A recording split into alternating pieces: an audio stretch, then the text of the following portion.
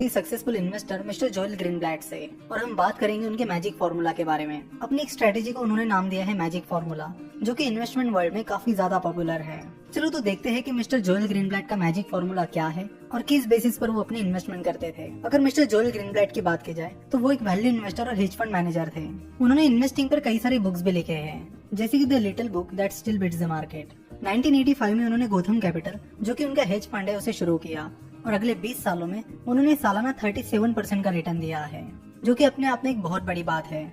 और सालाना 37% रिटर्न बहुत ही ज्यादा अच्छा रिटर्न है। और ये रिटर्न उन्होंने 1-2 सालों के लिए नहीं बल्कि कंसिस्टेंटली दिया है, यानी 20 सालों के लिए दिया है। मैजिक फार्मूला में अच्छी कंपनीज को ढूंढा जाता है जो सस्ते वैल्यूएशन पर अवेलेबल हो, यानी अच्छी कंपनीज और सस्ता वैल्यूएशन, ये दोनों चीजें मैजिक फार्मूला में देखी जाती है। मैजिक फार्मूला के टोटल 6 स्टेप्स है। चलो तो इन्हें स्टेप वाइज समझ लेते हैं। पहली स्टेप ये है कि आपको मैजिक फार्मूला उन्हीं कंपनीज पर अप्लाई करना है जिनका मार्केट कैपिटलाइजेशन 5 से 10,000 करोड़ के ऊपर है। आप बहुत ही छोटी कंपनीज पर मैजिक फार्मूला अप्लाई नहीं कर सकते। तो मैजिक फार्मूला अप्लाई करते वक्त मैजिक फार्मूला का ये पहला क्राइटेरिया हमेशा अपने दिमाग में रखें। जैसे कि हमने पहले ही बात की थी कि ये कोर्स बिगिनर्स के लिए नहीं है। सो अगर आपको मार्केट कैपिटल क्राइटेरिया ये है कि मैजिक फार्मूला बैंकिंग और फाइनेंशियल सेक्टर की कंपनीज पर अप्लाई नहीं करना है। अब आते हैं थर्ड और फोर्थ क्राइटेरिया पे, जो कि इस मैजिक फार्मूला के मेन क्राइटेरियाज है। थर्ड क्राइटेरिया ये है कि उस कंपनी की अर्निंग यील्ड ज्यादा होनी चाहिए और फोर्थ क्राइटेरिया ये है कि उस कंपनी का ROC, that is return on invested capital, ज्यादा होना चाहिए। अब अर्निंग यील्ड ज्यादा है या नहीं ये कैसे पता करें, तो उसका फॉर्मूला भी मिस्टर जोएल ग्रीनब्लैट ने दिया है। अर्निंग यील्ड का फॉर्मूला जो उन्होंने दिया है वो ये है कि EBIT, that is earning before interest and tax, divided by enterprise value. कई बार ऐसा होता है कि अलग अलग इंडस्ट्रीज के टैक्सेशन अलग अलग होते हैं, इसीलिए मिस्टर जोएल ग्रीनब्लैट ने नेट प्रॉफिट लेने के बजाय EBIT, that is earning before interest and tax, जिसे आप profit before interest and tax भी कह सकते हैं, वो लिया है। Earning before interest and tax ये चीज आपको कंपनी की प्रॉफिट एंड लॉस स्टेटमेंट में मिल जाएगी। उसके बाद अब बारी आती है एंटरप्राइज वैल्यू की। तो एंटरप्राइज वैल्यू कैसे निकालते हैं? तो एंटरप्राइज वैल्यू का सिंपल फॉर्मूला है market capitalisation plus total debt minus cash and cash equivalents. Market capitalisation हमें तुरंत मनी कंट्रोल से मिल जाएगा। फॉर एग्जांपल, अगर हमें TCS, that is Tata consultancy services की एंटरप्राइज वैल्यू निकालनी है तो सबसे पहले हमें मार्केट कैपिटलाइजेशन पता करना होगा, जो कि मनी कंट्रोल से पता करेंगे। तो moneycontrol.com पर जाकर आप TCS सर्च कर लीजिए। उसके बाद यहाँ पर आपको उसका मार्केट कैपिटलाइजेशन मिलेगा, जो कि फिलहाल 7,97,137 करोड़ है। उसके बाद आप उसमें डेट को ऐड कर लीजिए।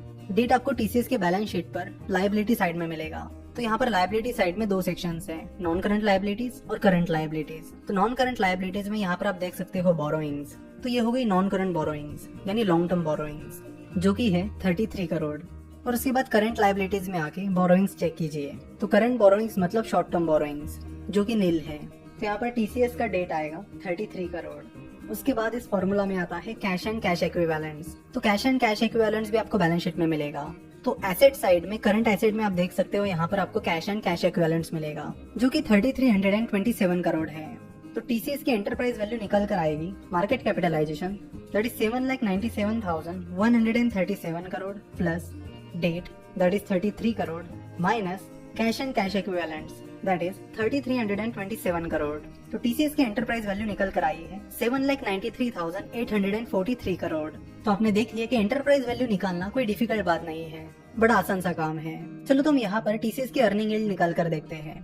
तो अगर TCS का EBIT, that is earning before interest and tax देखा जाए तो TCS के प्रॉफिट एंड लॉस स्टेटमेंट में TCS का earning before interest and tax directly नहीं दिया गया है, लेकिन TCS का अर्निंग बिफोर टैक्स दिया गया है, जो कि है 40,705 करोड़। तो एक्सपेंसेस में E जो ऑप्शन है वहाँ पर लिखा है फाइनेंस कॉस्ट। फाइनेंस कॉस्ट में मेनली इंटरेस्ट कॉस्ट ही होती है। तो आपको करना होगा कि प्रॉफिट बिफोर टैक्स में आपको फाइनेंस कॉस्ट ऐड करनी पड़ेगी, जिसके बाद आपको profit before interest and tax मिल जाएगा। So let's do that. So TCS का प्रॉफिट बिफोर टैक्स है 40,705 करोड़ प्लस फाइनेंस कॉस्ट है 170 करोड़। तो टोटल निकल कर आती है 40,875 करोड़, जो कि TCS का earning before interest and tax है। अगर आप कंफ्यूज हो गए तो आपको बता दूं, अर्निंग और प्रॉफिट दोनों का मतलब एक ही होता है। सो TCS का EBIT आया है 40,875 करोड़ डिवाइडेड बाय TCS का enterprise value, that is 7,93,843 crore multiplied by 100, जो कि निकल कर आता है 5.14%। इसी तरह आपको कई सारी कंपनीज की अर्निंग यील्ड निकालनी होगी और जिन कंपनीज की अर्निंग यील्ड ज्यादा है उन्हें आपको ऊपर रखना होगा। अर्निंग यील्ड के बाद अब 4th स्टेप आती है high ROC, that is return on invested capital. तो रिटर्न ऑन इन्वेस्टेड कैपिटल का फॉर्मूला है EBIT, that is earning before interest and tax divided by capital employed. अब EBIT कैसे ढूंढना है ये तो हमें पता है, तो अब हम बात करेंगे कि कैपिटल एम्प्लॉयड कैसे पता करें। तो कैपिटल एम्प्लॉयड का फॉर्मूला है non current assets plus current assets minus current liabilities. और ये सारी चीजें आपको कंपनी की बैलेंस शीट में दिखेगी।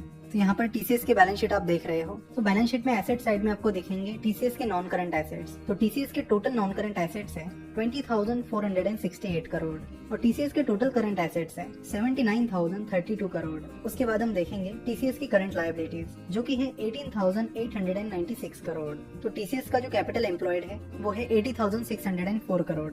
तो चलो अब निकालते हैं ROC। तो EBIT that is 40,875 crore divided by total capital employed that is 80,604 crore multiplied by 100 जो कि निकल कर आता है 50.71%, जो कि काफी अच्छा रिटर्न ऑन इन्वेस्टेड कैपिटल है। तो इसी तरह आपको बाकी कंपनीज का भी ROC निकालना है और जिन कंपनीज का रिटर्न ऑन इन्वेस्टेड कैपिटल ज्यादा है उनको आपको ऊपर रखना है, और फिर वो कंपनीज जिनकी अर्निंग यील्ड और रिटर्न ऑन इन्वेस्टेड कैपिटल दोनों काफी ज्यादा है, ऐसी 20-25 कंपनीज में आपको इन्वेस्ट करना है। मिस्टर जोएल ग्रीनब्लैट कहते हैं कि 20-25 कंपनीज इसलिए क्योंकि आपका रिस्क डाइवर्सिफाइड हो जाए। तो इस तरह आपको मैजिक फॉर्मूला अप्लाई करना है। मैजिक